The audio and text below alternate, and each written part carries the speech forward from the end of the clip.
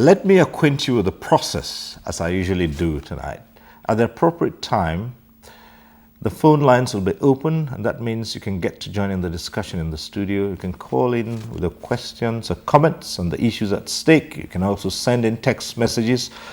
You can also join us via email. The address will be on your screens, and you can also join us on Twitter. You'll find the handle also on your screen. So we expect you to be part of this program, either through your phone calls, your emails, your text messages, Twitter, so on. So once again, I'd like to welcome you to NTA Tuesday Live. Well, let me just say this, that for those who'd be calling in, when you do get through at the appropriate time, do us a favor, turn down the volume of your TV set. That way we'll avoid the hurlback or the echo.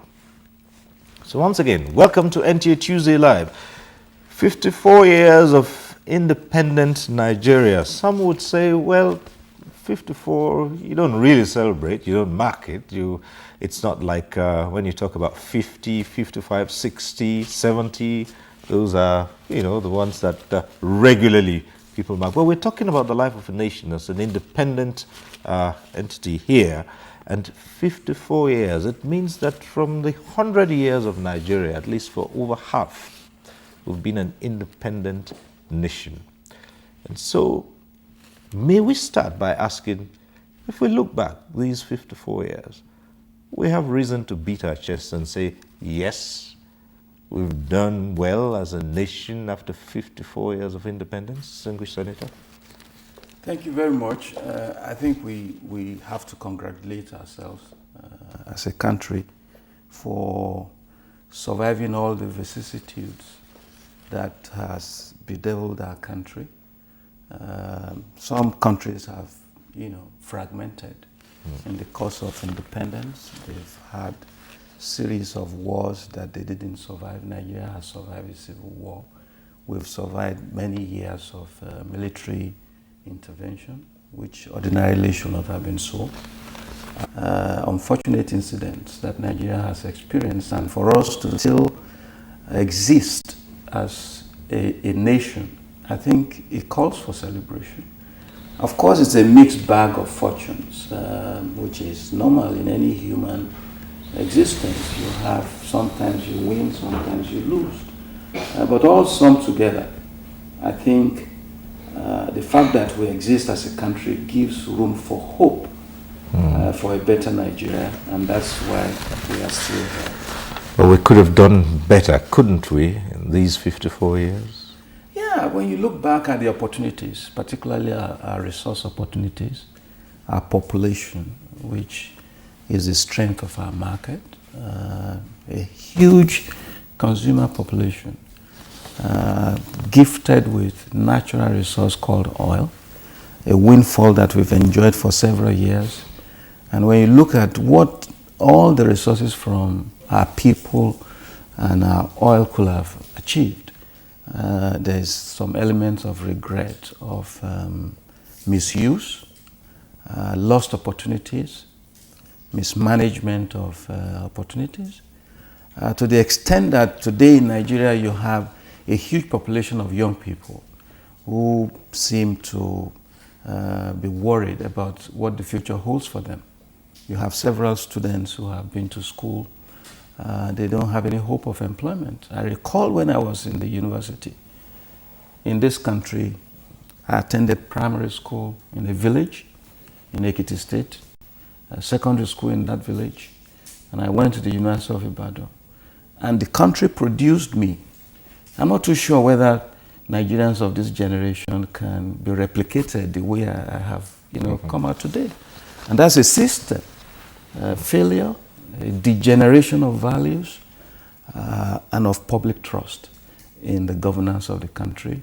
And we only hope that we can return to those old values that produced the likes of people around this panel, such that Nigerians have less need to aspire to go to other countries to seek the so-called golden fleece, which when I was in the university, I keep recalling, we had from the Gambia, from the Cameroons, from all the way from South Africa, and the rest of West Africa. We were classmates together. But now it seems to be a reverse situation, and that's quite unfortunate. Right, we'll go into some of those things, but let's hear Aisha Osori. Let's hear you. On the same question? Yes, yes. Okay. I think I would say that at 54 is a time of reflection and pensive gratitude. I agree, it's a mixed bag. There's a lot we could have done, we should have done, but there's also a lot that is troubling and worrying in terms of looking ahead and where we are today.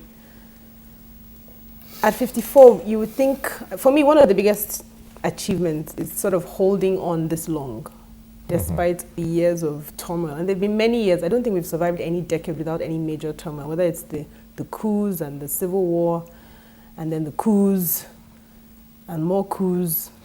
And, and now we're in a democracy that, by and large, people are asking more and more, is this democracy delivering the dividends that we expect of it?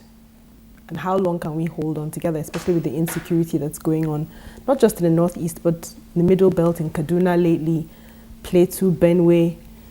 So it's very troubling, I have to say, especially for a country where there's a huge population of young people who are uneducated, unemployable, unskilled. So for me, it's sober reflection. It's wondering how can we pull together. But then on the other side, there's hope. That despite how dark things are, we've sort of held on this long. And I think part of the reason why is because we have a very resilient spirit. Nigerians can turn most things around. One of the things I'm most proud of being a Nigerian about is because of how well we adapt. Some say it's a double-edged sword. Maybe we adapt too easily. Maybe we don't know when to get to a wall and turn around and say, okay, enough. We climb over the wall, we break through the wall.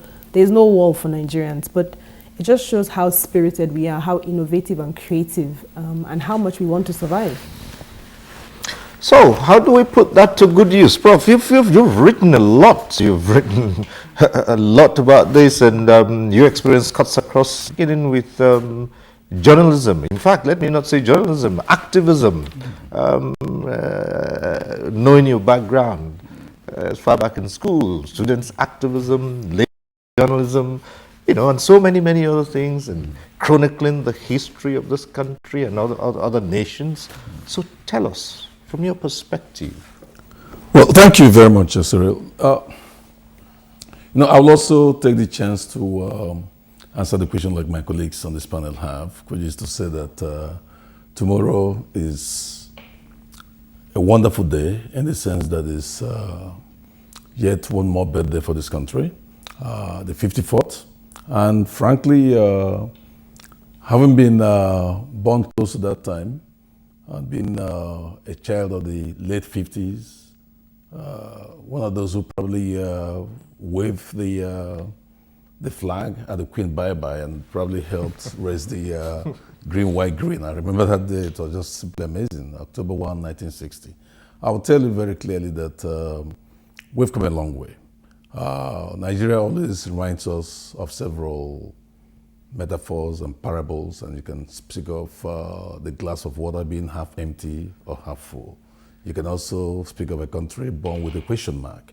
You can also, if you're a Pan-Africanist like myself, simply say, listen, we have to come to a point where if you're given a lemon, you make a lemonade. In other words, we're giving what we have. Oftentimes in life, you don't get to choose, but this is Nigeria. You look at all the variables, look at all the strengths, look at all the weaknesses, and I would, along with Senator and Aisha here, say that we come out at the other end to say that Nigeria has possibilities. It is still a major black country capable of leading Africa in the quest for a genuine 21st century African civilization. But we need to do a number of things. In that book called Why Nations Fail, clearly the institutions of this country have been very weak. There are several things that just haven't been done right. And there's no question that the people have always looked upon all those in positions of authority, small or big, to act in unison, whether it's possible, or struggle for it, to build a more vibrant country, a more vibrant nation where the Chapter 2 fundamentals of state principles in our 19th Constitution are actually seriously obeyed. So I am cautiously optimistic that we will get it right. There's no question that we're buffeted by a number of things. The latest being the destruction of parts of the Northeast. I mean, it's really painful. But so long as our boys are finally getting this under control, we're happy at that. So I would say there's a lot to celebrate. There's a lot to be cautious. But in line with your more direct question, what do we do, where do we go from here? I would say very clearly that this is a time that calls for patriotism. It's a time for Nigerians who love this country generally, rather than thinking of what they can get out of it, come to the table and in all the parties and in all the fora, in all the democratic institutions that we have, the parliament being the most important, the media being another very important agenda setter, to come and speak with one voice. Nigeria has to have a mission. We need to go back to that old Frantz Fanon saying, every generation must define its mission and look for it. Nigeria has to ask itself, what is our mission in Africa? You can't be a tiny country with this sort of, wherever we go, people expect a lot from Nigeria. And I can tell you, as you know very well, having been around the world, Nigerians have not only adapted, but have actually been adding value to every country in the world, from Belgium to every other place you can think of, from Papua New Guinea to United States of America. If we can do fairly well overseas, there's no reason why we cannot do equally well and even better in our own homeland. So I am cautiously optimistic that the 54th will mark the beginning, perhaps, of a whole new possibility. But if we just take a quick look at the pre-independence era, then some Nigerians would tend to say that there was more fight, more doggedness, more nationalism in those people who stood and struggled for this independence that we have now. And it was like you fought for something, you got it, and you frittered it. I'm sure my colleagues will want to weigh in on this, but yes, very clearly, the age of imperialism, which, as you know, in Africa began more formally from 1884 with the Berlin Conference, where Africa was carved up with pencil on a table, as it were. And then Europeans had been around since the 1500s. They had been slavers and traders, but not colonizers. At that point, they transformed from being people just passing by and being in our neighborhoods to being people who want to rule us. It was a whole different thing. Now, the fight against imperialism was one that needed the best and the brightest among us, and they rose to the occasion. The Macaulays, for instance, the Awolowos, the Azikiwe, the Balewas, the Dominicanos and so on, they all stepped forward largely because there was a definable enemy. An enemy with a set of assumptions that were demeaning of us, our racism and the rest of them and so on. So it was easier to sort of see what needed to be done to chase away that. But once we got the independence, you got the independence, then the competition became more localized and so on. And I would say the low-cost years, the lost years, more or less, from the mid-60s to the mid-70s, were years that we can never recover. But that was the time we probably could have soared, but we failed to soar. But we don't stop living, we keep on moving. Yeah, I think I agree.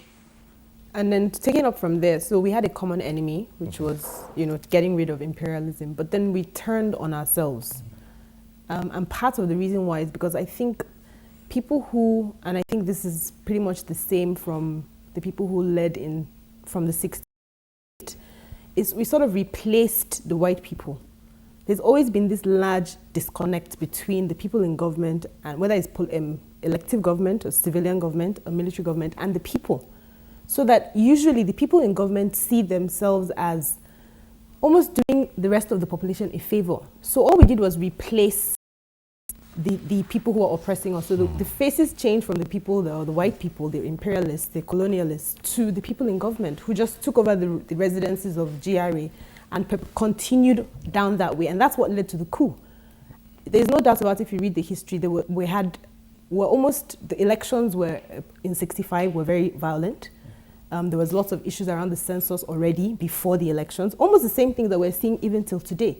So we have to ask ourselves, what is it about our political process and our system where instead of the people in government being there to serve the people, it's almost like the other way around. It's almost like we are serving the people who are in government. They have all the resources. Our budget, we're still spending over 70% of our budget on the government instead of on the people. So for me, that is a factor, and until we can change, and for me, that's the key when we look at how we can move forward. How can we change our political process? It's so dysfunctional, and the incentives are too high, and the people in power have so much power that there's so much impunity, and there's so much social injustice. So the gap continues to widen, the stakes continue to rise, and so does the inequality and the desperation. All right, but in this journey, we've had the best of brains. Nigerians are very brilliant people. We've seen documents. Even at the time, you had the coups that truncated the civilian administration. You had military governments that had the best brains in this country to come into government, develop plans, develop all kinds of things. And so what happened? Well, I like the submission of my colleagues. Competition between locals, when I say locals, I mean Nigerians, and colonialists, gave the impression that the enemy is from outside, that needed to be fought, overcome, and that led to independence.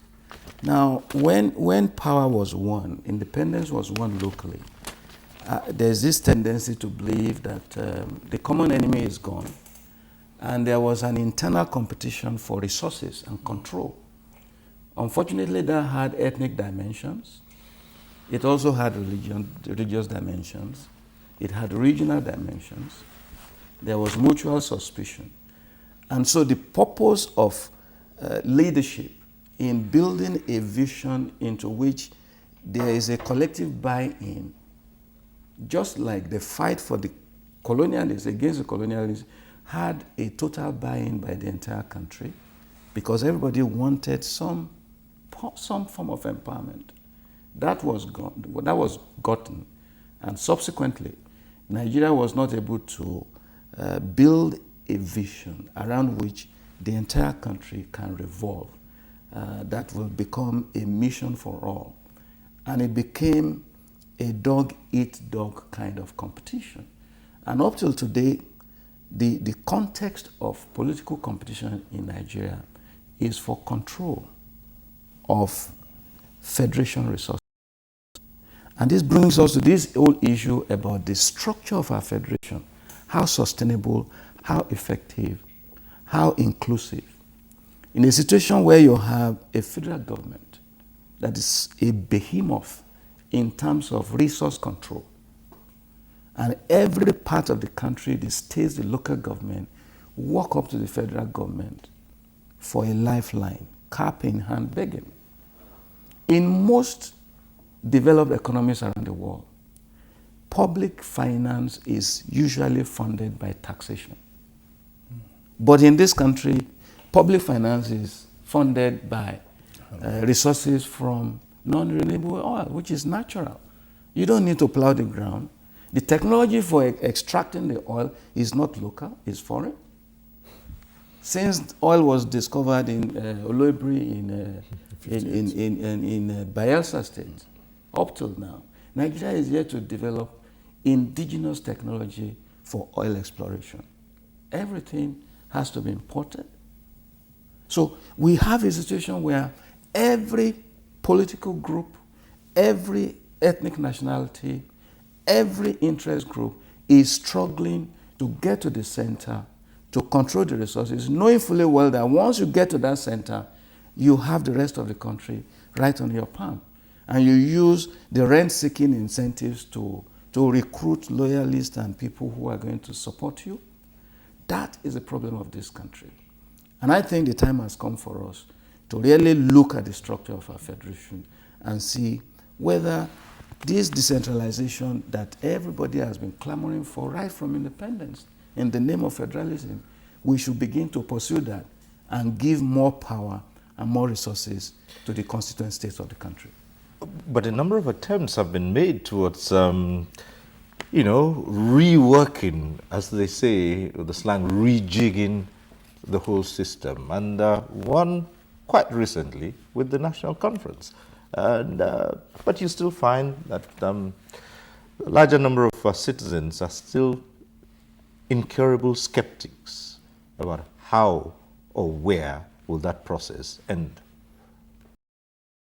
Yeah, I'll weigh in here, and that's likely because that's entirely correct. The reality is that it doesn't matter what we do.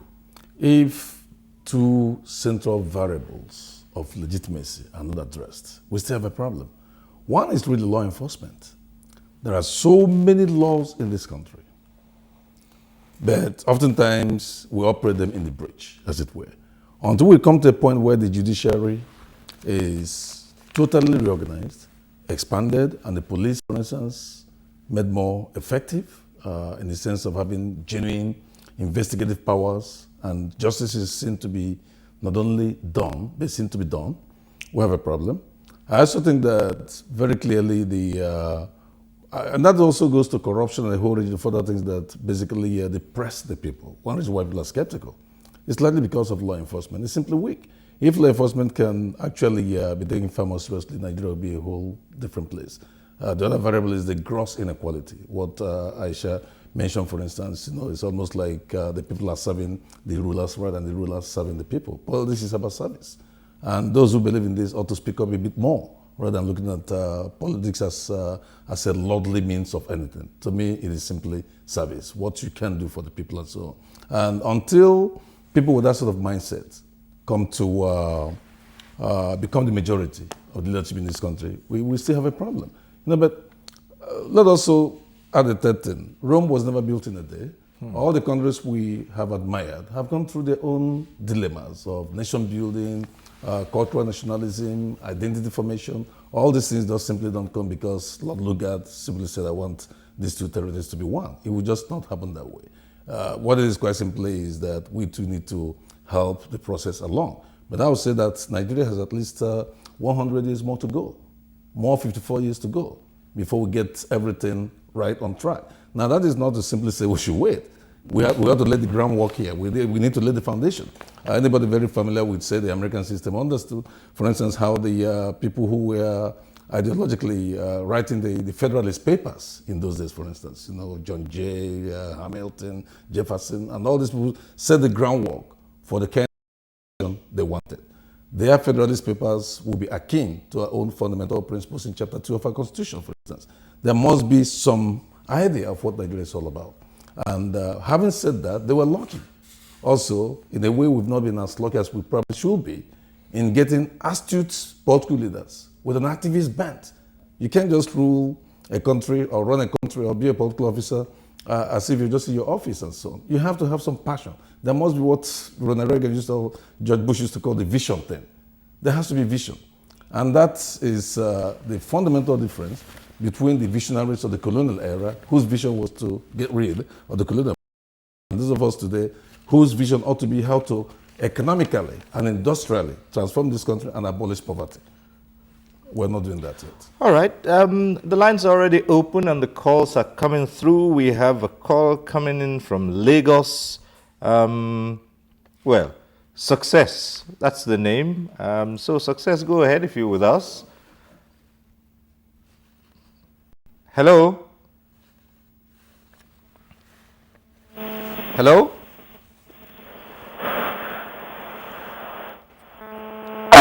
Good evening. Yes. Good evening. Can you hear me? Good evening, Success. Go ahead. Can you hear me? Hello, sir. Can you hear me? Yes, we can hear you now. So go ahead with a question or comment. Hello? Can you hear me? Yes, we can. Hello?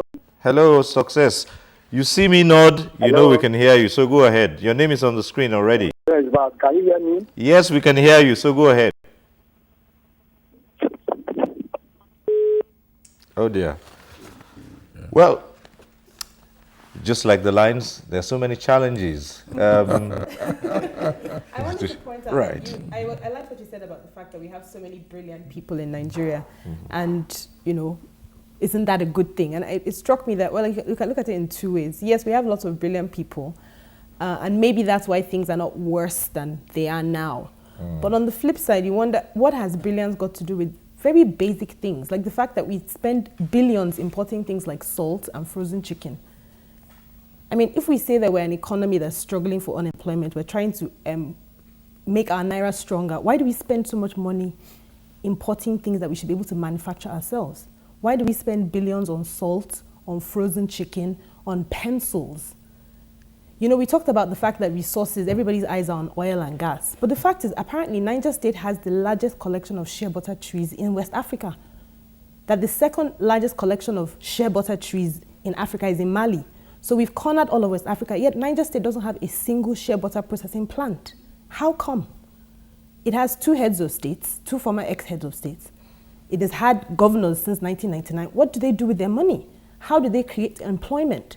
So for me, what has brilliance got to do? You know, you can be paper smart, so to speak, but there's some basic things that we expect from our governors and people in leadership, and it's to be creative and innovative.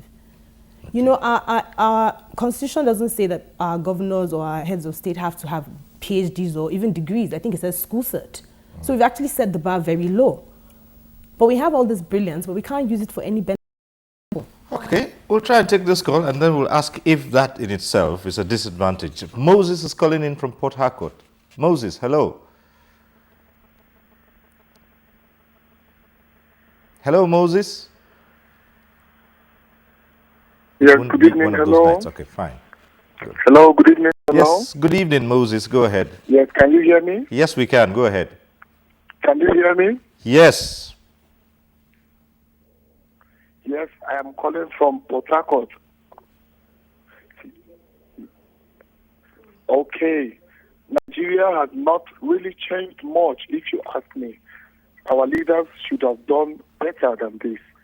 We have the opportunity, we have the privilege, we have the resources, but we lack the skills. The difference between the first world countries and the third world countries is that the first world countries use their brains, use technology, their invention to develop their economy, to develop their place. Here in Nigeria, everybody depends on natural resources. We mismanage it. We don't know how to put it in place to work for us in the appropriate institutions of the government. So if you ask me, we have not really gone very far. We still have a long way to go. And we need leaders. All right. Thank you. Yes, you quarrel with the brilliance, but shouldn't the brilliance turn these natural God-given resources, shouldn't this brilliance turn them into ideas that can make things work? Shouldn't it be? No, we're on the same page. I'm agreeing with you. Right. But it sounded like you were praising the brilliance of our civil servants, and I'm actually saying, what's the value of all this brilliance in Nigeria? As the honorable member pointed out, when we're in other parts of the country, we excel. Almost everywhere in the world, Nigerians are at the top of medicine, engineering, aeronautics. Why not here? Because we can't get basic things right, like our lines working. We don't have power. 50 years after, you don't have power. Power is so crucial to innovation. So it's not our fault. Nigerians can excel anywhere in the world, but we have a very hostile environment. That's the truth, even just to survive on a daily basis. The life of an average woman who is a market trader will wake up at 5, put her children to school, probably in the dark with candlelight. Will have to warm food over a kerosene stone that's going to ruin her health and give her children asthma and respiratory issues. They have no fridge. They have to go to the market every single day to buy things on their way back from work, where they're mugged or beating, struggling for transport. Have you driven around Abuja and seen people at the bus stops? How do you go home and sleep in the heat with no light and then you think we'll be creative? Okay, Babangida is calling in from Kaduna. Babangida, go ahead.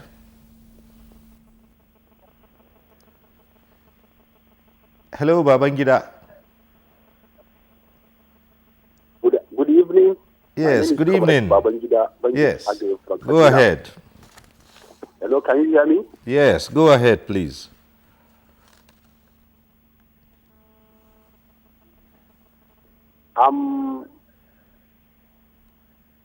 Tomorrow will be 54 years for getting our independence.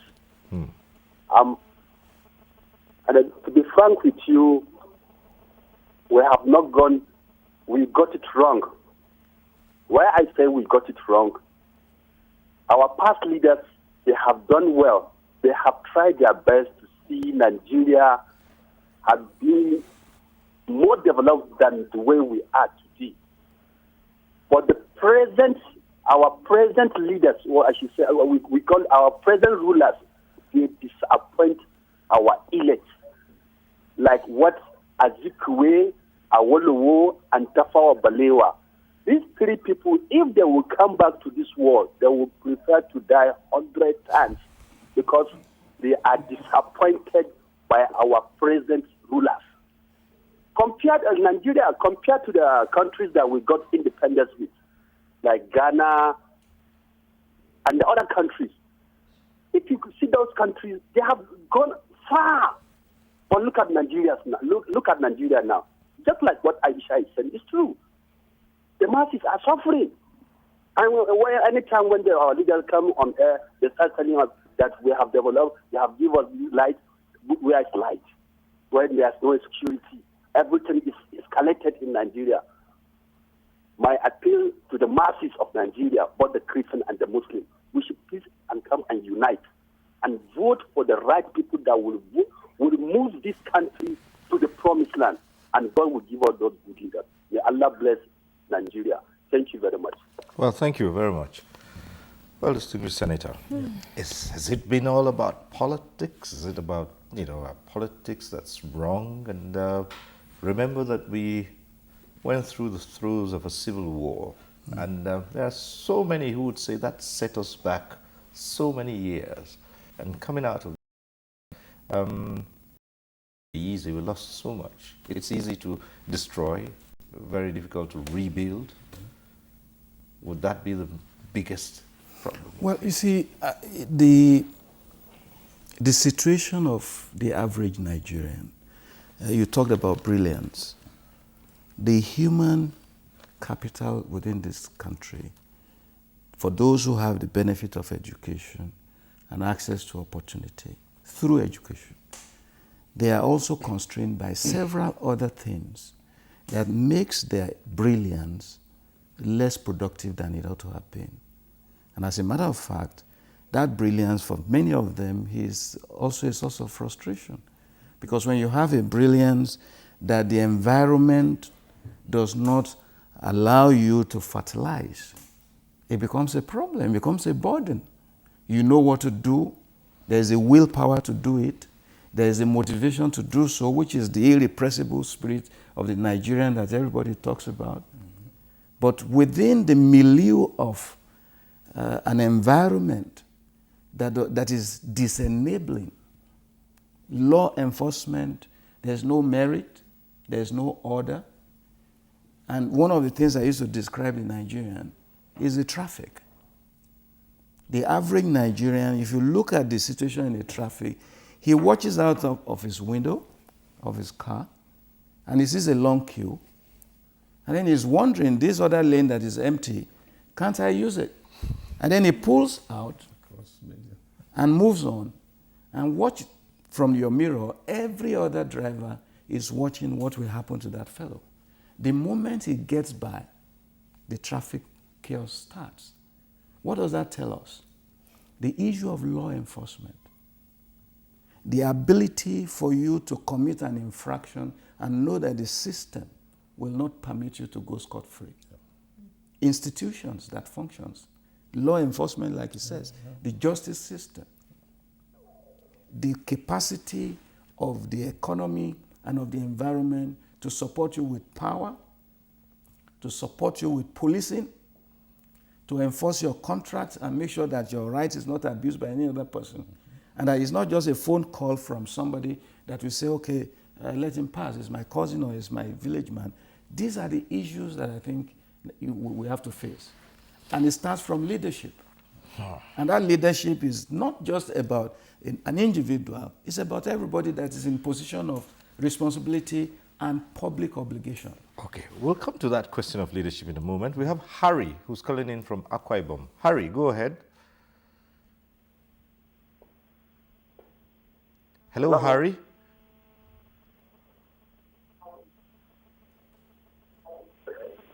Good evening, sir. Good evening. Hello. Hello, Harry, go on. Hello. Hello? Hello. Hello. Harry, we can hear you. Go ahead. Good evening. I'm speaking from Akwa Ibom State. Yes, we know that. We have that as much. Hello, sir. Hello, Harry, go on. Go on. Well, I want to commend Mr. President. I want to commend Mr. President. Hello? Yes, you say you want to commend Mr. President. Go ahead. We're listening.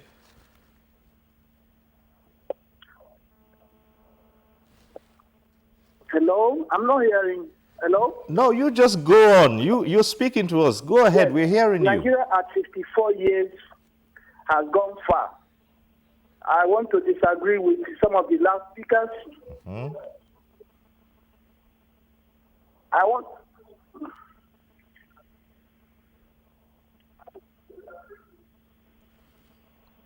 Harry, are you still there? Oh, Nigeria.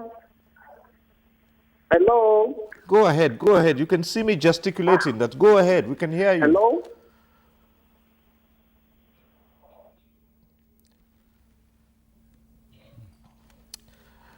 Maybe we might just say this, and when you do get through, we've said turn down the volume of your TV. You're calling us through a phone, I suppose. And if you have that phone to your ear, from the earpiece you can hear what's going on. So you wouldn't need to turn on the volume of your TV. I guess that's what the gentleman, the last caller, was facing, and he probably thought we weren't hearing him clearly. We were, by the way. So for those who are calling in, yes, turn down the volume of your TV. You're calling us through a phone. If you're speaking to someone on the phone, of course, it's just about the same thing. You have your earpiece to your ear, and you can hear that, and that's not going to disrupt what's going on. It won't cause the hurlback or the echo. But if we return to this question of leadership, I've had people say, people deserve the leadership they get. Don't we as Nigerians deserve the kind of leaders? I mean, if it's the leadership, what about the people themselves? Don't we put undue pressures on our leaders? Doesn't it happen all the time? I mean, there are Nigerians who wonder, for instance, give a Nigerian a public office. The next day, hundreds of pages of newspapers are bought by his people who are saying, now it's our turn. And they expect that individual to pander to their every need. And so, don't the people put their leaders under undue pressure? Well, we didn't get there in one day. I think it's an accumulation of perception of what the benefits of office are. You see, because when you get appointed as a minister, you get elected as a governor, you become a senator or a House of Rep, you will be amazed the number of text messages that I get every day, sending account numbers for me to put money into. I want to do this, I want to go for naming ceremony, I want to roof my house, I want to pay children's school fees. Because there is a perception that once you are in public office, you are there to go and harvest the loot and spread it to your people. So where did that perception come from? The perception comes from the fact that the source of public finance in Nigeria is not coming from the people. It's coming from the ground, largely speaking. And because of the abuse of leadership and the trust of the people in leadership to be custodians of public trust and public resources and make public money to work for the people have been eroded over the years. And so you have a lot of skeptics who don't believe that public office is for service and that public office is for self, and that whatever it is you can grab from it is what is your takeaway. That is the situation we are in. And in order to reverse that, we have to go back to this same issue of justice system. The capacity of public institutions to make sure that misconduct, infractions, our anti-corruption agencies, and our courts, public infractions, are easily subject to political settlement. You get into trouble, and then somebody has to call a KBAC or to call an OB or to call an emir to talk to the guy in power, or guy at the top, to let you go. Unless we get rid of all of these things, this problem will continue. Okay. Well, just a moment. We'll come to you. Ubong from Akwa Ibom is on the line. Let's see if we can get Ubong. Ubong, go ahead.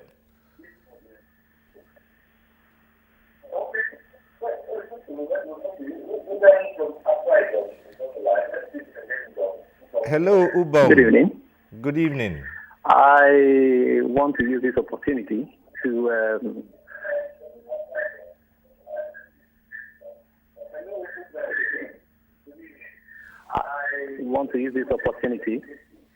to congratulate all Nigerians, wishing them a happy independence. 54 years of our existence as a people. It has not been easy, but I want to think that a lot has to do with patriotism. Oh dear, we lost that one. Okay, Aisha. Yeah, no, I want to say categorically that I don't think people deserve the leaders they get. I think leaders, by definition, and there are many characteristics of leaders, are supposed to be, in a sense, wiser than the people. Some of the most favored leaders around the world that we like to compare our own leaders with, whether it's Lee Kuan Yew, whether it's Martin Luther King, they made decisions that were unpopular. They made decisions at a time where their own people didn't agree with them. But they took those tough decisions because they could see the future they were trying to build for the people. Okay, so we But can in say that Nigeria- our leaders so too but in are Nigeria- taking those decisions. No, they're not. Maybe they can see No, they're what not. we don't see. No, they're not. So this question about the people constantly asking for handouts, right? And people in government feeling that that's the way to buy the people's affection. We've talked about stomach infrastructure since Ekiti and the issue of rice in politics and no rice in politics. The truth is, it's a self-fulfilling prophecy. The more you take public funds for yourself to share amongst people, the more they're going to keep asking you for money. When if you everybody is impoverished When you don't, and have you no become jobs, the villain. then be the villain, but let it be consistent. All the leaders have to agree that they're going to be the villains. And instead of handing bags of rice on Salah Day and rams on Salah Day, take that money and build factories that will employ these people so that they will stop asking you for money for naming ceremony and children's school fees. The reason why they do that is because everything has broken down. And the more we continue to foster that system where people live on handouts and the crumbs that keep falling from the tables of the leaders, there's no end to it. We're actually caught in a vicious circle. What needs to stop is leaders taking money, public funds, and spending it like it belongs to them. Let me just interject.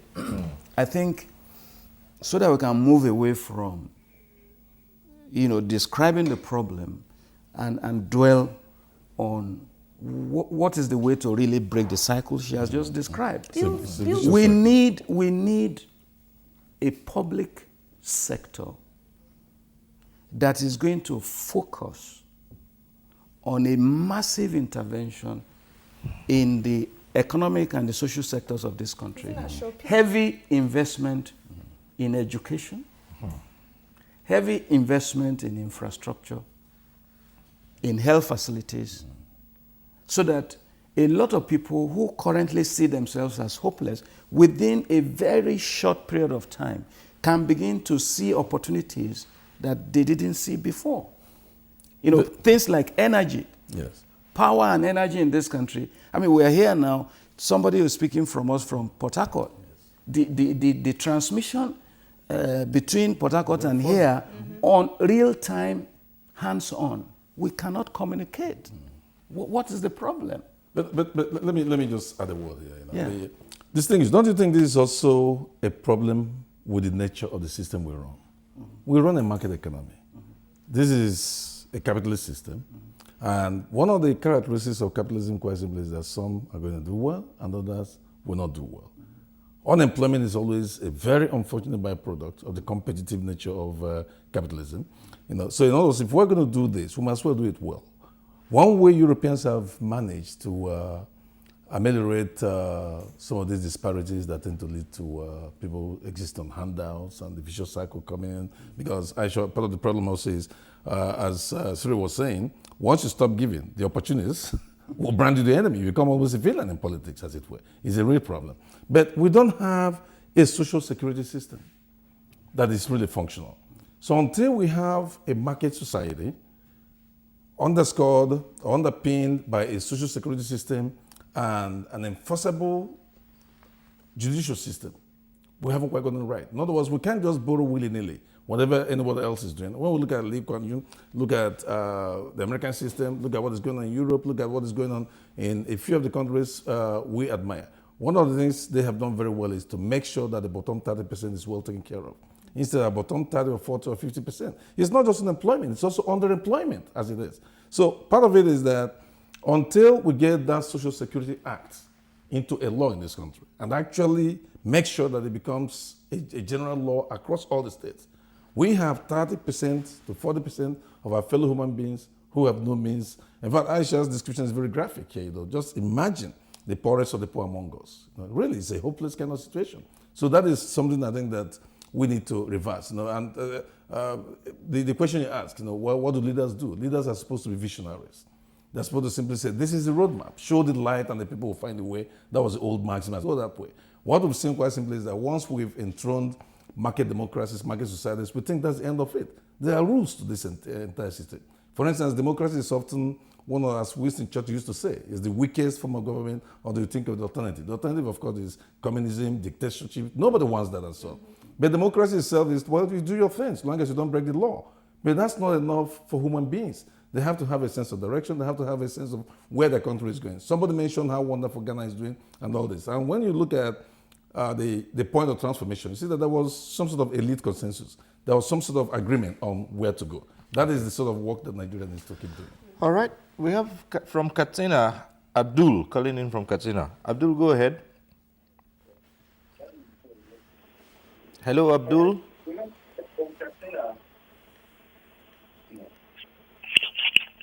Hello. Abdul. Hello, sir. Yes, go ahead. Hello. We can hear you. Yes, mute my volume. Hello. Hello, we can hear you. Go ahead. Something is wrong now. My speaker. All right. Well, Hello. hello, Abdul. Go on. Well, we lost that then. But again, let's quickly come to a couple of tweets have come in here. And this is from B. Sambu. And he's one of those who's rather pessimistic. He says, I don't think we've achieved many things since the future of our youth has been denied politically and no security. Another one tends to put the blame at the doorsteps of the leaders and says, this is Oibo Chijoke. He says, leaders have failed us woefully. This was not the future that our fathers saw. It's a shame on all of us, but there is still hope. And that's that one. So we'll just try and keep the calls coming through here, okay? This is coming in from Prince. He says, he's tweeted and he says, let's give Goodluck Jonathan more time to succeed. He means well. Okay? And the tweets are coming in.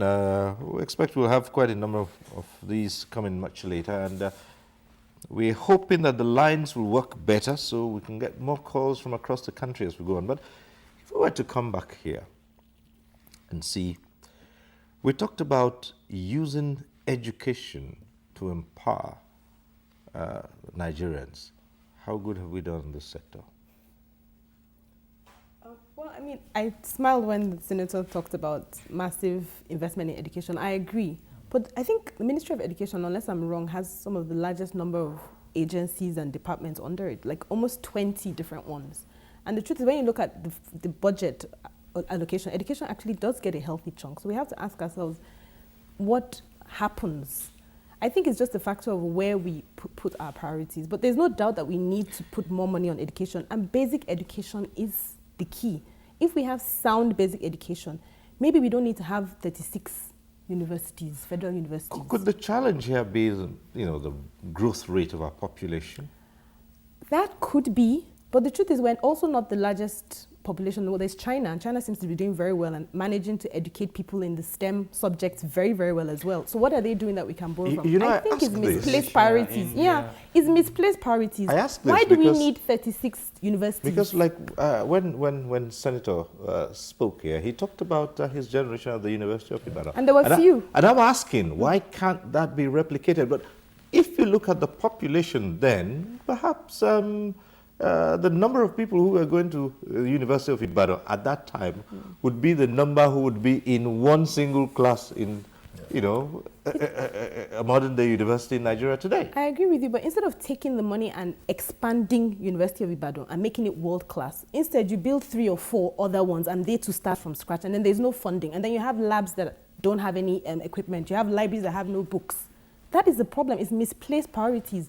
Build a few world-class institutions the way they were in the 60s. Invest in them. Invest in basic education so people can really read and write with a solid civic education and history curriculum. The rest will take care of itself. Don't allow ethnic and religious divides to keep sections of the population out of school in the name of religious education. I'm a Muslim, but I went to school. Why can't you do both? Why do we have sections of the country that refuse to educate their population in the name of culture or religion? It can't be religion, so it must be culture. And the people, elite allow them, the elite who send their kids to school, allow these mass to do so because it's an easy way of exploiting them, because it's tied to our politics.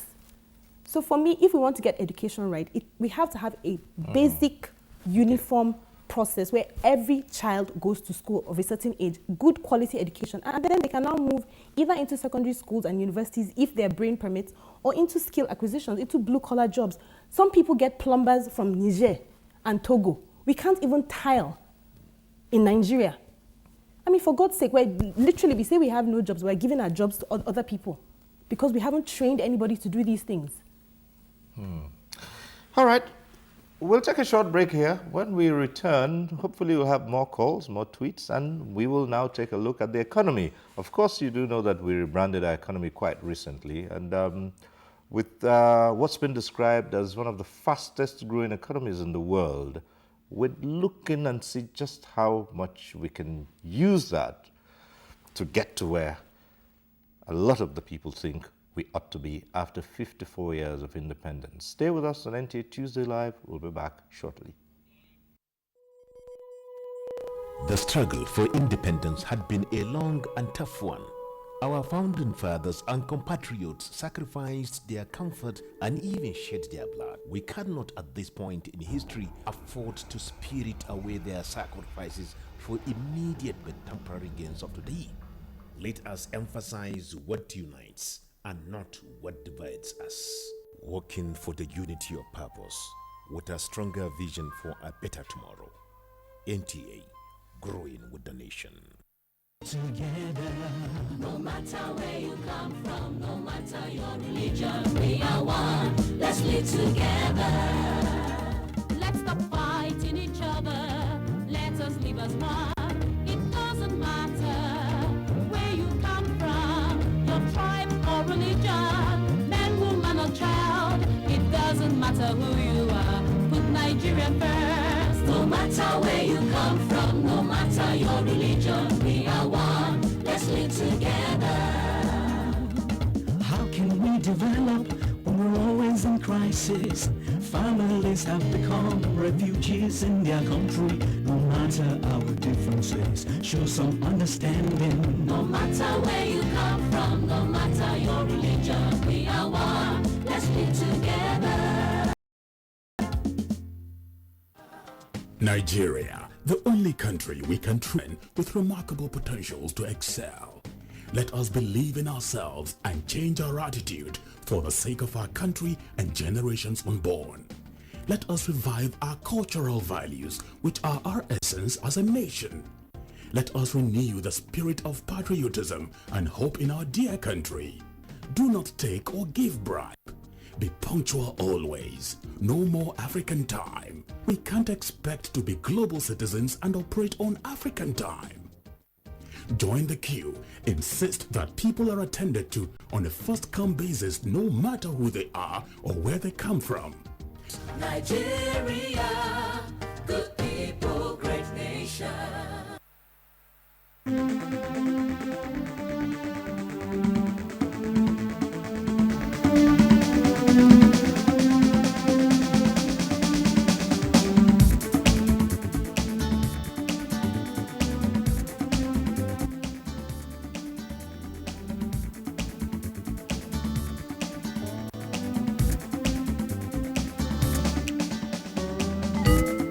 NTA Tuesday Live, a network issue-oriented innovation talk show. Thanks for staying with us. We're looking at Nigeria. It's 54 years of independence. And just before the break, we were looking into just how we could turn the huge resources available to Nigeria.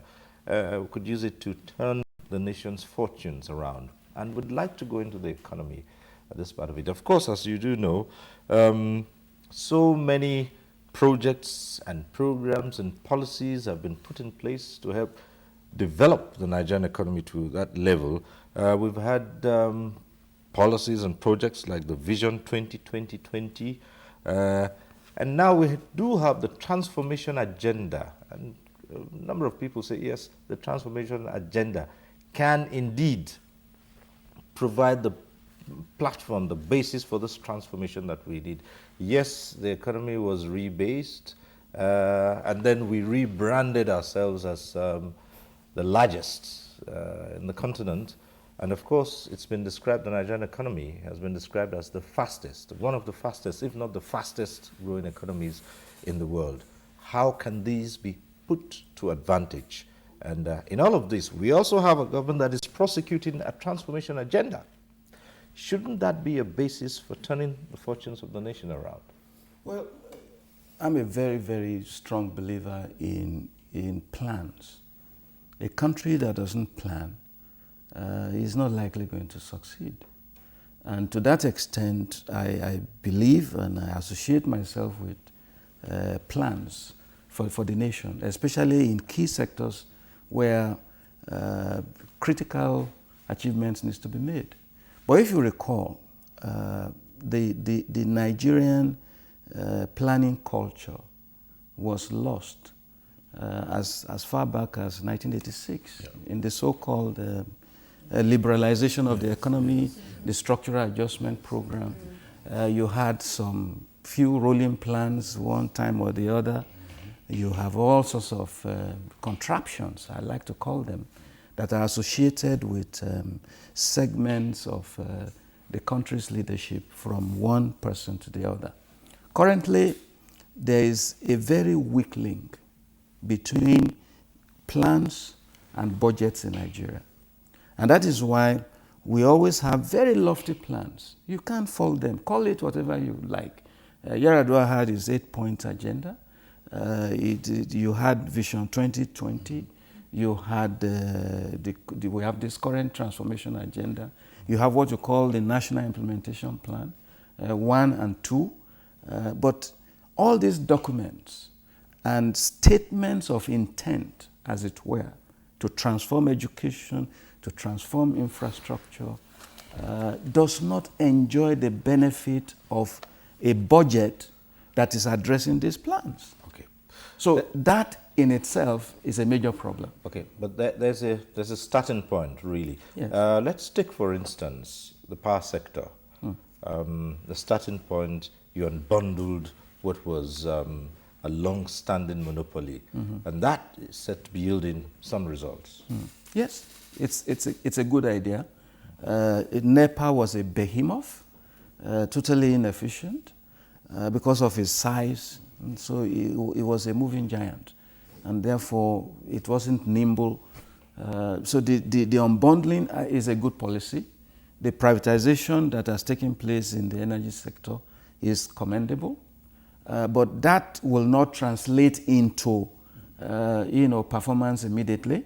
It will take some time, because when you take a business from government that budgets year in, year out, with or without performance, into the hands of a private sector, and is going to risk, private capital, he wants to be sure that money is going to come back So this is what we have to wait for and see how the private sector is going to But work in this area. I've seen comparisons made, for instance, in telecommunications, and we have always alluded to what we call the success story in telecommunications, and that can be replicated in power, right?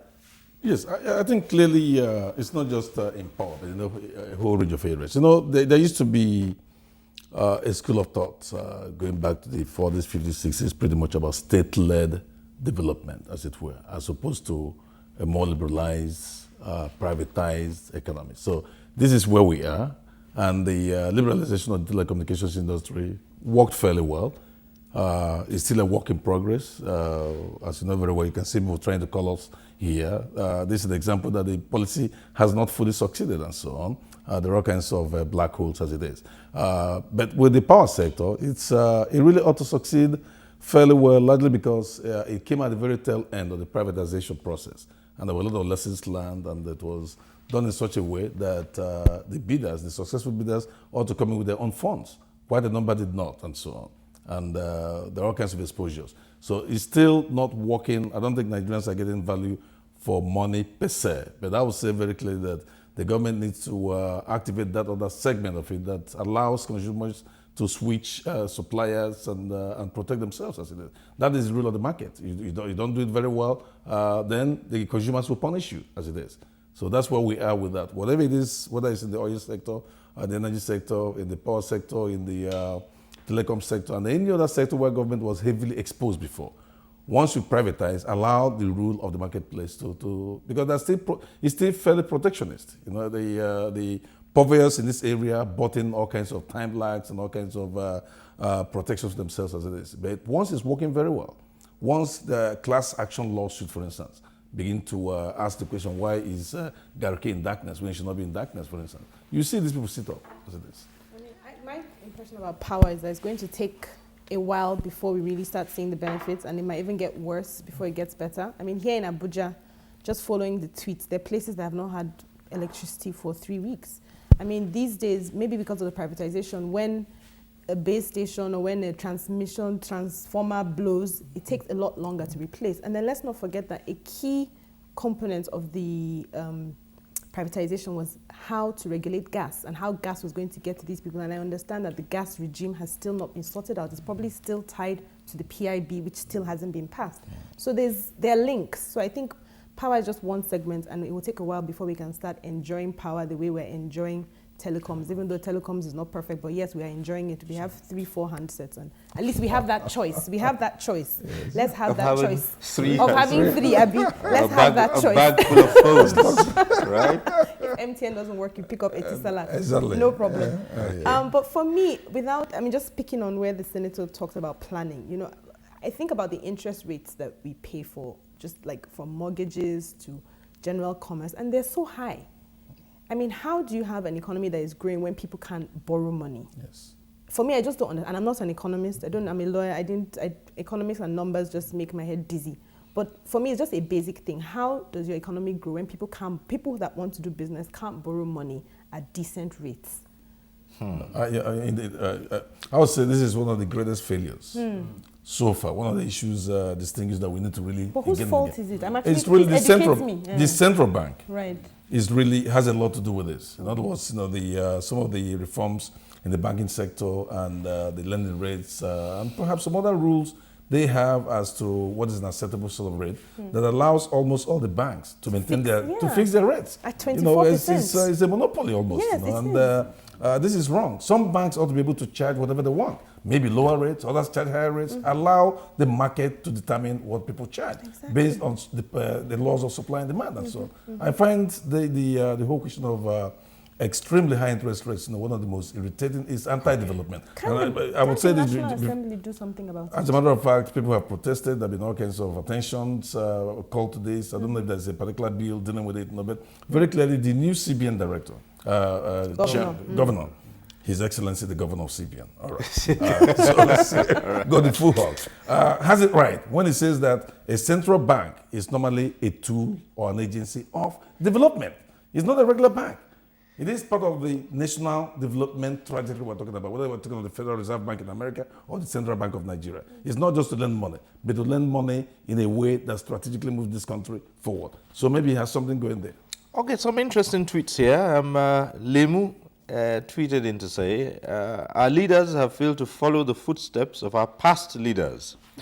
And this one has gone religious. It's from Pastor Obed from Osun State. And it says, a man that crawls at 54 doesn't need any prophet to tell him that he needs deliverance. That's it. One says, we've come a long way, although not perfect. Our problem has never been corruption, but leadership. I'm worried about that. Well, it's something we'll look into. And then, of course, someone says, Obinna Orizu says, resource control will solve the problem and save us from all these ethnic sentiments. Okay, resource control. Of course, the same Obinna Orizu goes on to add that Goodluck Jonathan is taking Nigeria to another level. Please let us give him the chance to transform Nigeria. This question of resource control keeps coming up. It was a big issue at the just concluded national conference.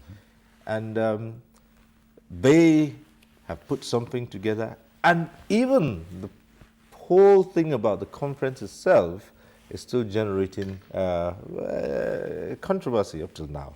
Should it pass through the legislature? And when people, say this, others say no. If the legislators were there and these were issues they ought to have dealt with, and they didn't, would it not amount to passing this thing through an institution that would eventually kill it? But we have two members of the National Assembly here, distinguished senator and a member of the House of Representatives. Okay. Well, we're waiting, Well, two things, One clearly you can say that the confab idea was not a bad one. I'm a proponent of the Swiss model, the model they have in Switzerland of periodic referendums or referenda, where from time to time people get asked, well, how are you feeling? Or what is your opinion on any specific thing? And I want to remind the fellow Nigerians that Switzerland has not had a civil war for 150 years. They've been doing these referenda and asking themselves questions and trying to understand how different segments feel. And they've done on fairly well to become one of the most successful countries in the history of the world, economically and otherwise, and still retain some of the ethno-religious identities that is part of the Swiss Federation.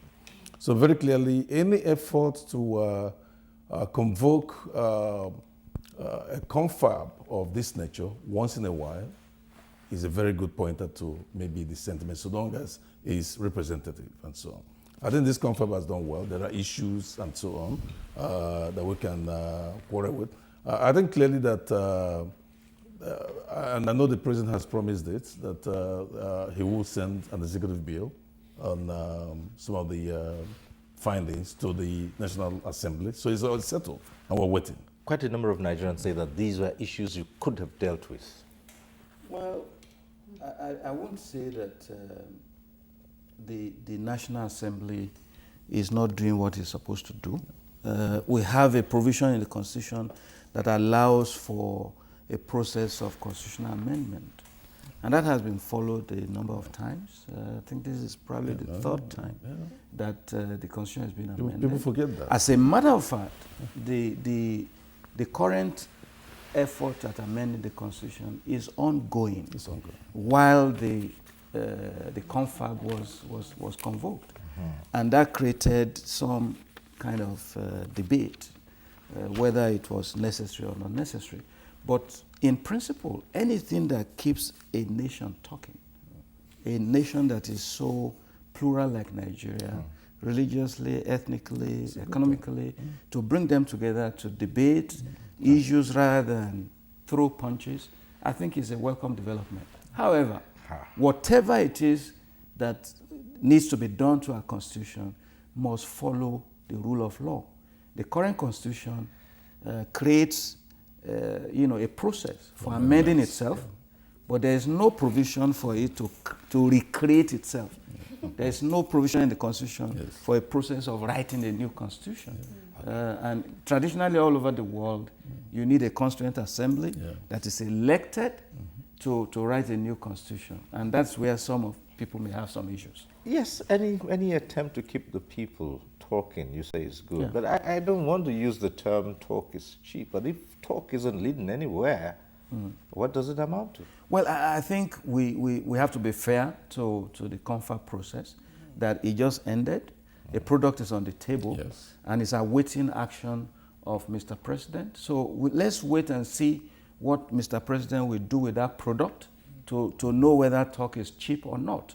I think it's what he does with the output of those discussions, the resolutions, the ideas and the suggestions that makes that CONFA a cheap talk or an expensive one. Well, let's come to a very important segment of society, and I'm sure Aisha would be very much interested in this. And we're looking at how well our youth and our women have fared these past 54 years that we have been independent. Well, I've been interested in everything we've talked about today or this evening. But youth and women, I don't know, that's a heavy one. I mean, I really honestly, I want to be positive. Right. I want to say something positive about youth and women in Nigeria today. But there are positive signs, aren't there? Well, I mean, the youth are definitely speaking up a lot louder in terms of being part of the political process. Right. That's definitely it's a very big plus. We've seen a lot more engagement from youth. Particularly, I would put my noticing of the youth mobilization since the fuel subsidy protest of January 2012. That's when the youth sort of really engaged, and they've stayed engaged. You know, they have their rallies, they have platforms, they're talking on TV, whether it's Generation Next.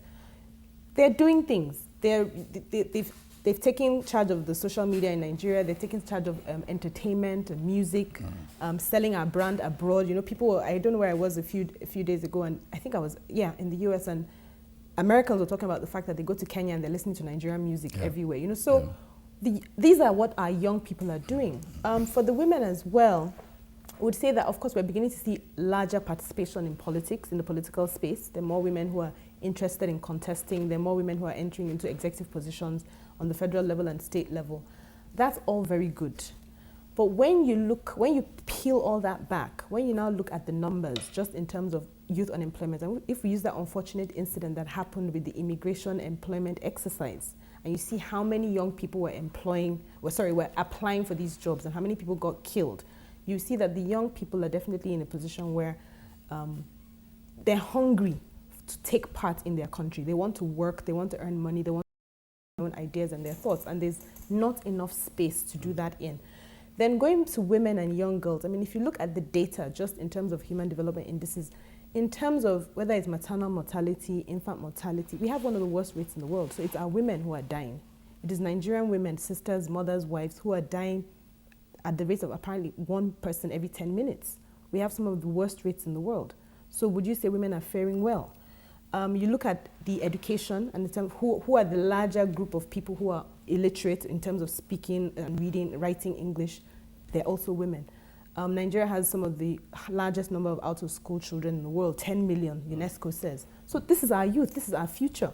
So as much as we like to say that our future is in the youth, the younger generation, we're not doing enough to build them, we're not doing enough to add them in. I'm not sure if you're aware, but the campaign, I think it's towards 2015, where youth are saying 30% or nothing, they want representation.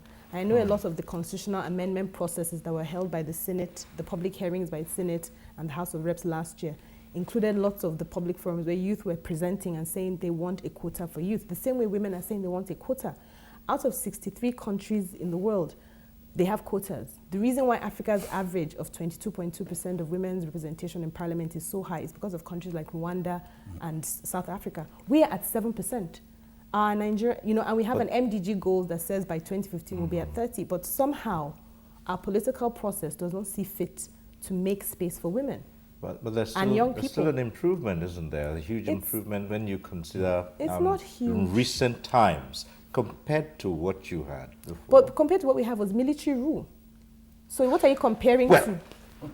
Again, that's another question here we'll raise and say What are you perhaps comparing a lot of times we blame everything on... Comparing this administration with the, So maybe since the more recent, 1999, it's since 1999 there's to been 2003. minimal I suppose. improvement because you had 7%. Your representation of Okay. women empowerment is 7%. It's very low. Well, we'll return to the phones briefly and hope this time we can get in these calls. There's a Monday from Ebonyi who's calling in. Monday, if you're still on, go ahead. Oh, well, we lost that call even before we got it on. Okay, so still talking about our youth and our women. Well, yes, obviously, as a former student leader during the Ali Must Go era, yes, I have more than a personal interest in, one of my books then was titled Tomorrow Belongs to Them, where we looked at, from the perspective of 1970s, what the future will. And so I can look back over 30 years and say to Aisha's generation, you've come a long way. We all have come a long way, but we still have maybe a longer way still to go.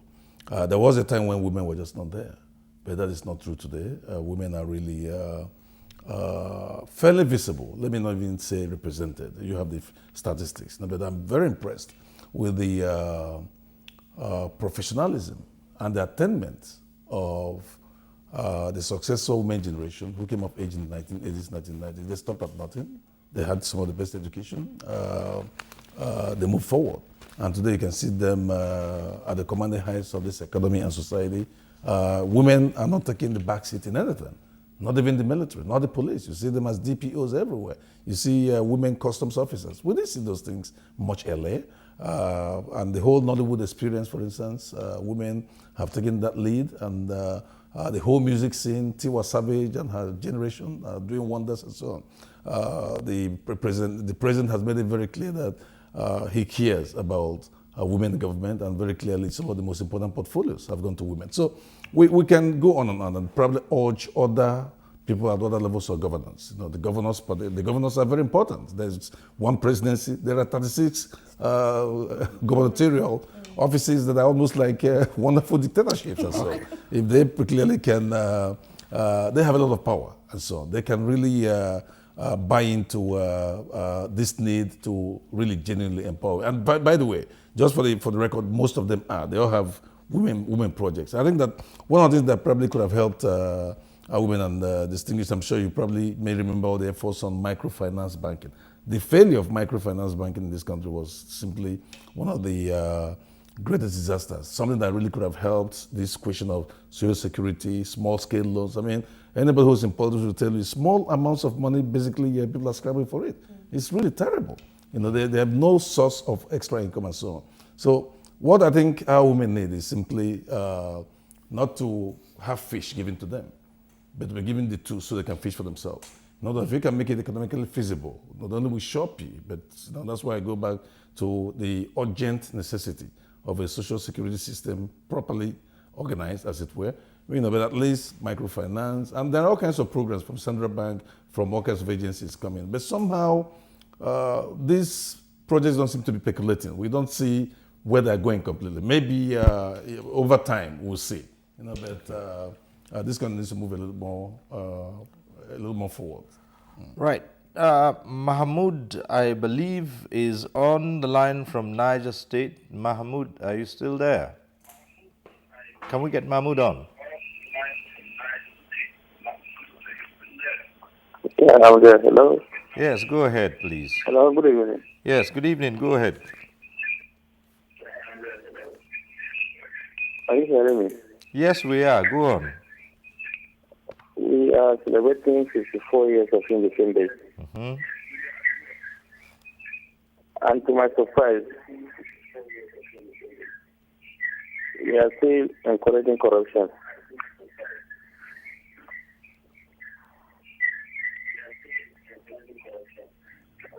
I felt embarrassed when someone that was arrested of money laundering at abroad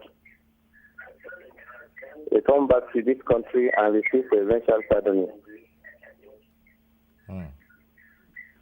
Are we not indirectly telling others to do the same?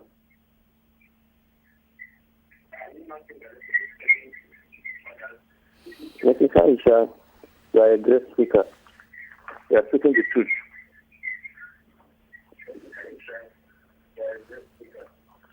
Okay. Let us revisit the issue of pension in this country. Take a look at how our grandfathers, whom have served this country with their power and sway, cannot receive their pension concurrently at the end of every month.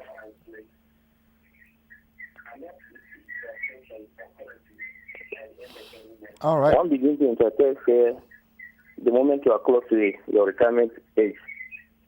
Isn't this another form of encouraging corruption in this country? Everybody will want to embezzle enough so as not to be killed by this pension saga.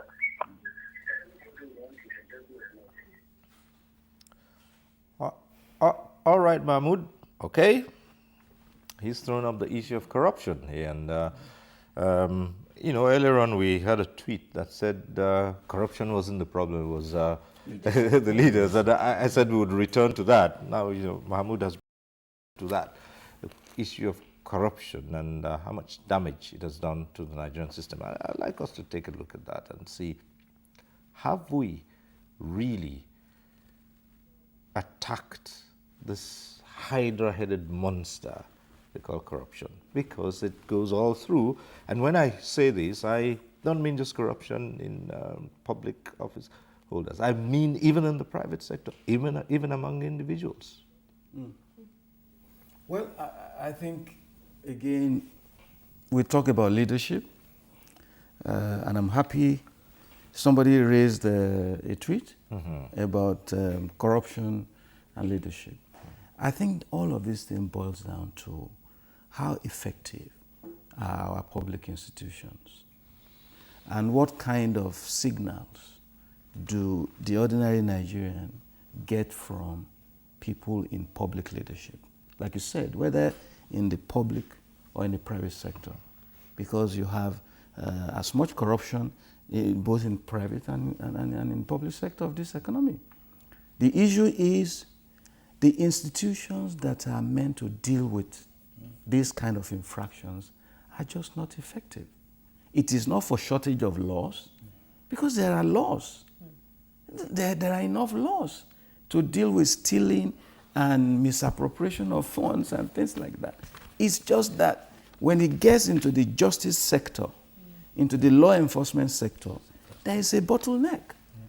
And it is the duty of the state and the leadership of the state at all levels, at the federal, the state, and the local government levels, to make sure that law enforcement is able to effectively deal with infractions of public trust. And until Nigeria is able to make example of visible public leadership that have committed infractions, it cannot be a deterrent. Nigerians love to see that if the big man is involved, he's not going to get away. And that is all they are asking for. But a moment where you find small, petty stealing and all of that, somebody stole a chicken in the village, he's gone to jail, and then the EFCC and the ICPC has not been able to prosecute and convict any visible leader upon which headlines and breaking news have announced money stolen, arrest made, interrogation done, and somewhere around the prosecution, everything disappears. That is a problem. Okay, let's hear from Abia now. We have an Elijah from Abia State. Elijah, go ahead. Let's hear your perspective on this. Good evening. Good evening. Good morning, as I said. Thank you very much. First of all, let me congratulate Nigeria for attending 54. It's quite unfortunate that in our country, several panels are set up in issues. We have the best policy on paper, but implementation is zero. In areas where, in our developed world, where policy panels are set up, every issue in the panel is digested and implemented as approved by the panelists. But in our country, what we see is that a policy statement is made, but implementation is zero. In my state, it's quite unfortunate that this forum is not a state of name calling. But we are suffering here. Our government have abandoned everything they're supposed to do for the youth, for the elderly, and for the state. Yet they are acquiring a massive wealth for themselves. Where are this wealth going to be? It's unfortunate that, like Aisha just said, our leaders, instead of developing the youth, the mind, intelligence is not just book, like she said. There are resources we have here. God bless us with abundant natural resources. But our leaders have failed us in using it. Imagine if a person voted in by the masses, acquiring land, acquiring properties, yet in the state you will not see anything with development. And yet he's being honored as a member of Order of the Niger or whatever, CON. What are they telling our youth? What do we learn? The last caller just talked about corruption. All these things is eating into our personality as a country. When you go to some other countries, Nigeria, before they answer you, they will like, are you? So it's some time we began to take good measures. Our parents is very well. If there are we had this kind of transformation in the previous years, I think we would have gone a long way in development. Let our government implement policies and let it not just be on paper. Thank you. God bless Nigeria. Well, thank you very much. No shortage of policies. It's the follow through. That's where we have the big problem. So, if you look at it, it cuts across almost all strata of society. Let's even look at the role of the legislature, for instance, and oversight functions. That also has been one big issue in this country, and many Nigerians have alleged, for instance, that oversight functions have not yielded the desired results because they're now meant for something else. That's yes and no. Right. There's no question that a whole range of issues that we have to deal with in this country are often mired in controversy based on some sort of evidence for good or for ill. I would say very clearly that the oversight function of Parliament is an extremely important part of democratic growth. We just have to get it right. Without the ability of the legislature to oversight the executive branch, what we then have is no longer a democracy, but dictatorship. This is a system of checks and balances. The judiciary checks everybody. Everybody checks, appoints the judiciary, and the executive, of course, has the final implementing authority, just as the legislature has the power of the purse, as it were. There are issues that people need to understand, that once having appropriated funds to the executive branch, it is the responsibility of the legislature to understand how this is being used. And then, rather than simply paint a blanket sort of condemnation of what parliaments do, it's important to understand that we're divided into committees as it is. Some committees are very good, that's why I say yes and no. Others probably have problems and so on. And then once one or two are blown up, and then that sort of, but it's a necessary function. We just have to get it right. Overall, everything we're talking about, including the last issue on the moral outrage of not getting things done the right way, boils down to the reality of the weakness of the law enforcement arm, as well as the political will to change things around. Okay. So once we get that, now I keep pointing to what needs to be done. If we look at the past and look at what was not done, of course we depress ourselves. but we should go forward. So we can as well say that even the legislature itself is an institution that needs a lot of strengthening. Sure. Very much so. Very much so. But the one language that is very common in Nigeria when it comes to public accountability is Nigerians always say, where is our money? Where is our money? But the question that we should be looking for is, where is our money going? Yes. You see, instead of saying, where is our money, the duty of Nigerians is to follow their money. And the institution for doing that is the parliament, oversight, civil society, media. Where is our money? Where is our money getting missing? Contract inflation. Contract inflation. I was reading a document. Nigeria is one of the most expensive places to own a property in the whole world. Yes, today's papers, yes. I think today's papers? Yes. It's the most expensive place to own a property. Why? Inflation. Contract inflation.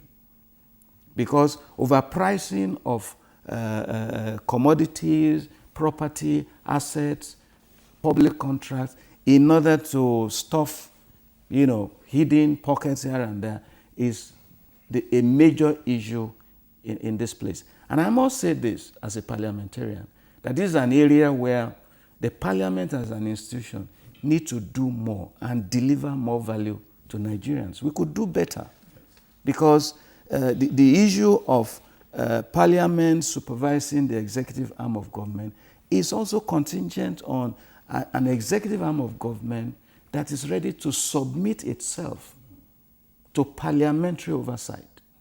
We've had situations in parliament where ministers refuse to respond to parliamentary summons, and nothing happens. Warrants have been issued sometimes to threaten arrest of executive people in government. And this happens under, under the watch of people in high places. What has been done? Parliamentary oversight. We've had situations in this country where budgets have been overspent without appropriation. The petroleum subsidy scam is all about money spent without appropriation. The kerosene subsidy in this country is not appropriated. And it's a self-confession by people in the executive arm of government. So we really have to come to the table in this country and ask ourselves, is our constitution worth the ink in which it is written? Because if constitution provisions are infracted without remorse, and you say the parliament has the power of the purse, and money that are not appropriated are being spent by the executive, and the executive not willing to give account to this kind of expenditure, who do we blame here? Well, that's where strong parliaments come in. It's a struggle. In other words, we can pass the buck as it is. We're coming out of a military era when things were done a certain way, and there are certain bad habits and certain habits born of necessity. How long does it take to, throw away this military thing you talk about? Because I keep hearing it all the time. Yes, it takes at least a generation. Now, you can fast track that, if you have, but very clearly, I would say it takes at least about 5 elections. We're going to the 5th one before the system rationalizes. So if you want a number of years, I think we're getting to the point where probably things will begin to correct themselves as it is. But by merely shining the sunshine on this, by merely raising these issues, for instance, and fighting through them, we're also contributing to perhaps the eventual resolution of the problem. Well, I want to believe that, yes, the parliament can be better, it can be stronger, okay? The laws have been given, the powers within the Constitution for it to do oversight and investigate is provided by law and the Constitution. And people have been elected to carry out these services. The point I'm making is that sometimes it is not for lack of doing. There are several probes in the House of Representatives, and reports and resolutions have been passed to appropriate arms of government. No action. I am a member of the Public Accounts Committee that looked into special funds into this country. It will amaze you the amount of infractions that took place in all those special funds, ecological funds, special economic fund, for doing all sorts of things, that is being applied without recourse to due process. It's been investigated, and the report has been submitted, but no action. So the issue is the civil society must also not be too passive. The media cannot be passive. Once the headline is done, and there's a breaking, and there's a massive, viewership, and there's massive readership, the whole thing dissolves there. There's no follow-up action. So it is not just the parliament alone that has responsibility. The civil society, the media, and the general public must continually say, where is our money? And they must follow that money. Aisha, civil society. I mean, it's easy to feel sympathetic to our legislators from listening to two gentlemen here. But the bottom line, I think the Constitution also provides the tools, since we all agree that the three arms of government are supposed to check and balance each other. So if the legislature takes decisions or puts forward recommendations, as I've heard they're called, they're mere recommendations to the executive, and the executive doesn't act on them, what is the last recourse of the legislature? Are they absolutely without any power? Why is that last card that they have? Why haven't we seen anything of that in Nigeria since 1999, apart from empty threats? And the truth is, when we say, where is the money? Where does the money go? Even our National Assembly members cannot tell us where their salary, what makes up their salary. There's no transparency across board. Let us be honest here, since we're on air. The perception of the general public is that the legislators are overpaid. We hear that they get bulk sums every quarter. They hear they get constitutional allowances. They get money from MDGs. The committees get money from oversight committees. All this money, yes, where does it go? We want to know. We led a protest to National Assembly last year to ask our NAS, where is our money? Where is accountability? Where does it go to? Nobody came out. In fact, we saw the speaker just zoom past us as if we were not there. So you talk about civil society, but civil society is also not free from the corruption cancer that has eaten into every single fabric of Nigeria. Corruption is in the judiciary, it's in the police, it's in the army, it's in the legislature, it's in the executive. Of course, it's in civil society as well, and it's obviously in the media.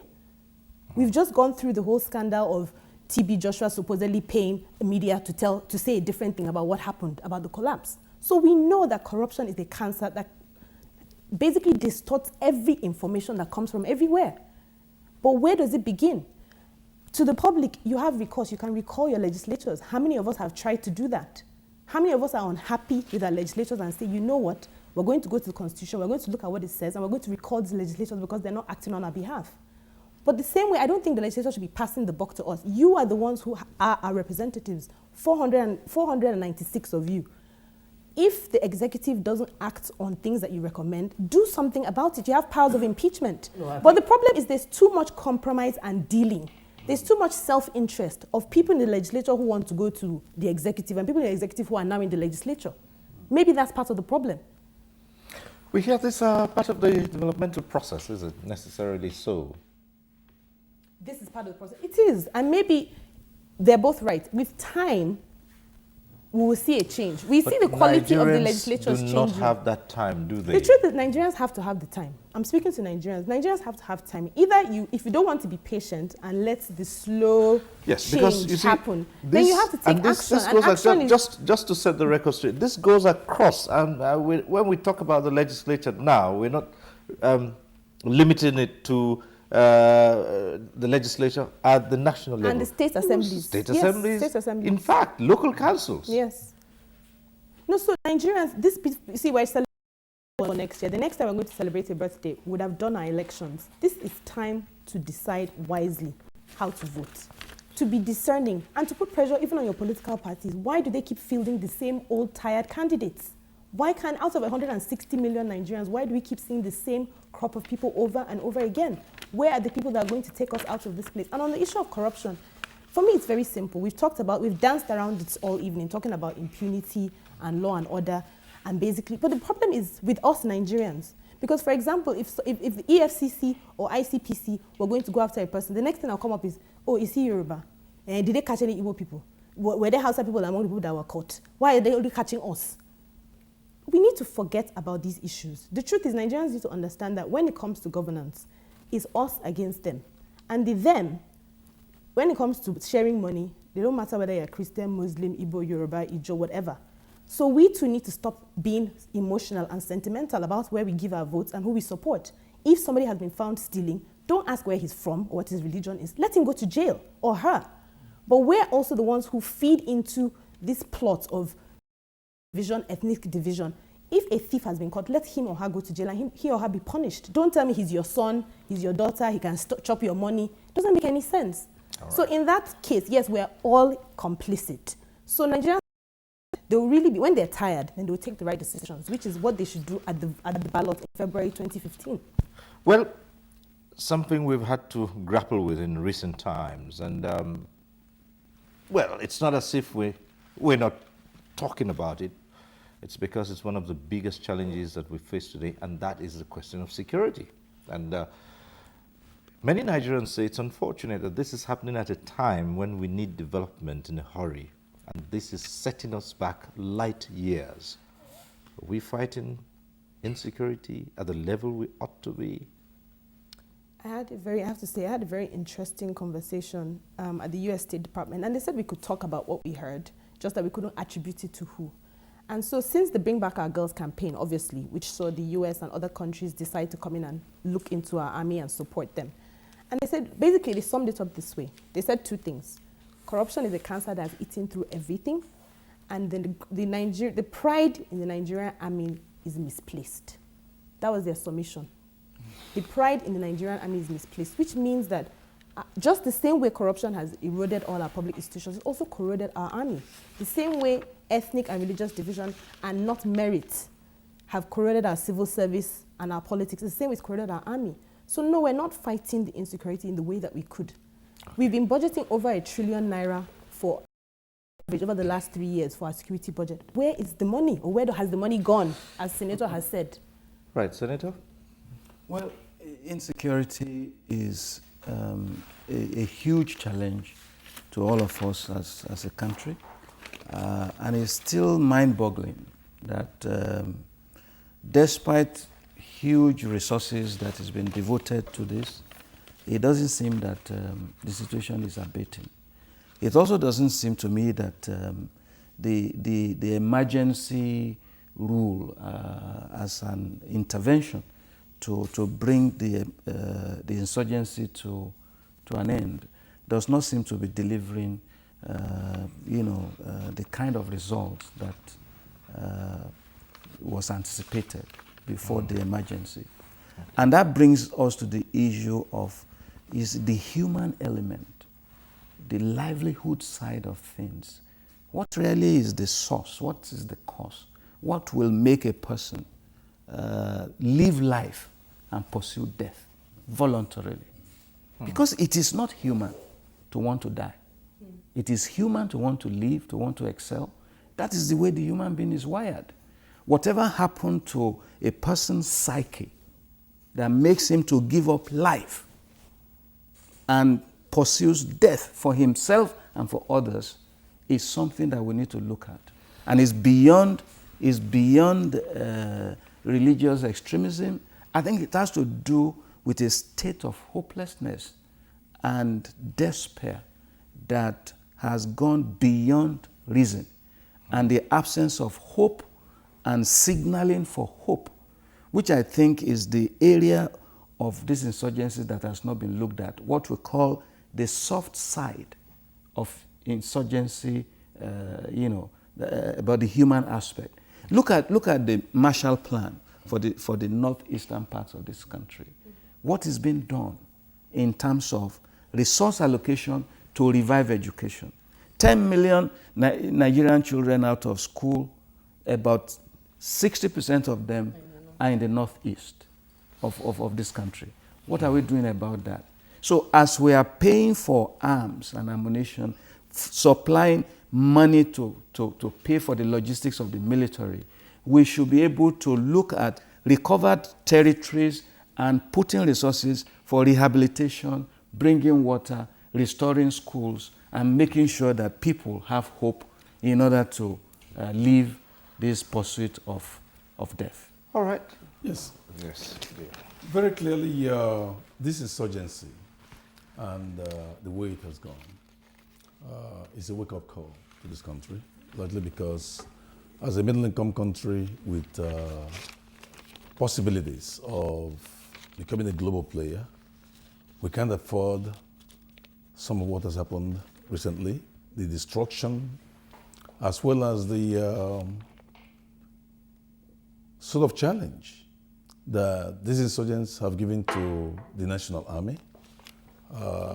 It has forced the legislature, as well as all thinking Nigerians, to rethink a whole range of things, knowing very clearly that in an era where there are risks and breakages and so on and so forth, we need to move beyond where we are. I would say very clearly that the Boko Haram insurgency is a turning point, and I will join those who really wish to commend the Nigerian Army for finally getting a handle on the situation. They were not prepared maybe for the guerrilla component of the war at the beginning, but I think they've understood very clearly that this country is at war.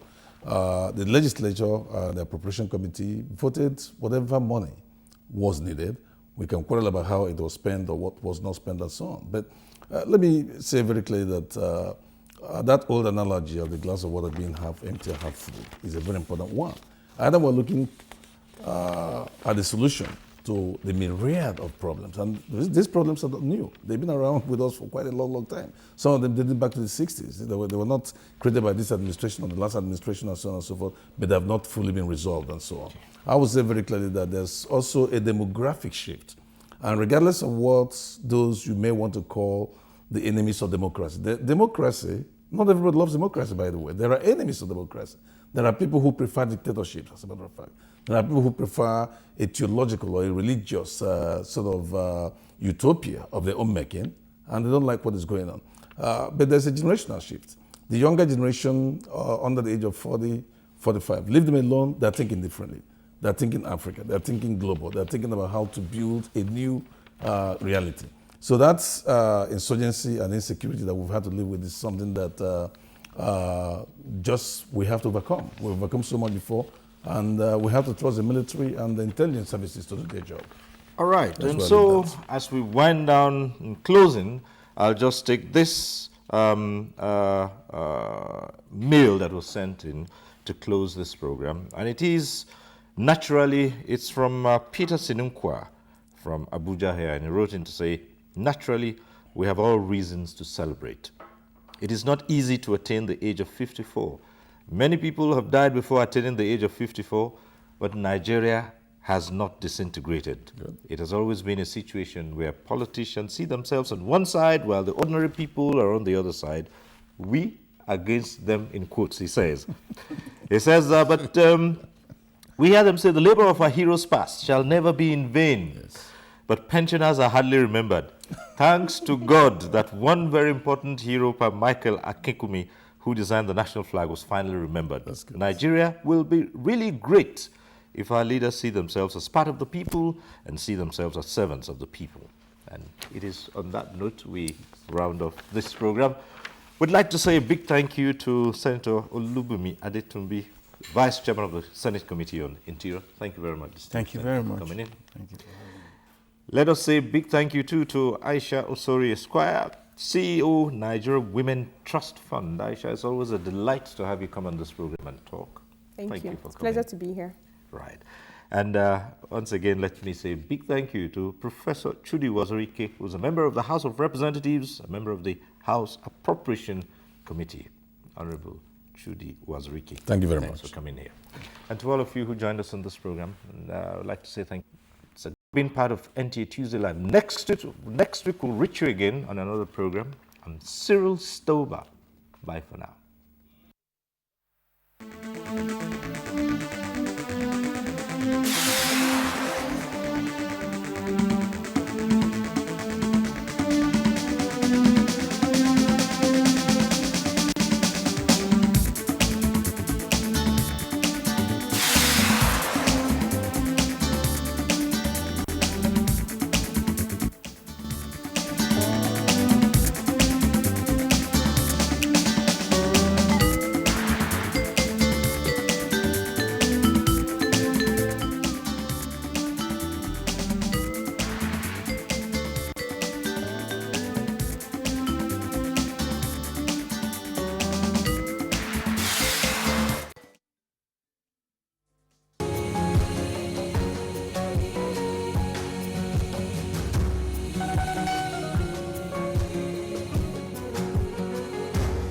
Let there be peace.